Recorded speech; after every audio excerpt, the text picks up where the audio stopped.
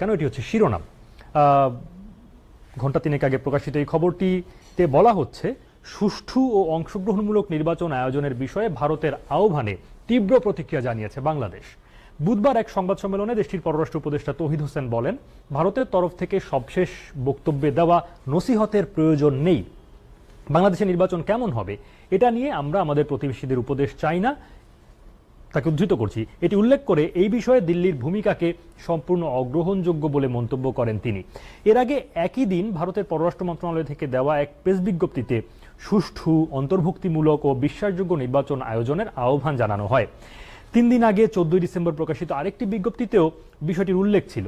আন্তর্জাতিক সম্পর্ক বিষয়ক বিশ্লেষকরা বলছেন, বাংলাদেশে অতীতে আয়োজিত 3টি বিতর্কিত নির্বাচনের সময় দেশটির সমর্থনমূলক অবস্থান, শেখ হাসিনাকে ফেরত না দেওয়া এবং আওয়ামী লীগকে পুনর্বাসনের ক্ষেত্রে ভারতের ভূমিকা নিয়ে সন্দেহের মতো অন্তত 3টি বিষয় এমন তীব্র প্রতিক্রিয়ার পেছনে ফ্যাক্টর হিসেবে থাকতে পারে।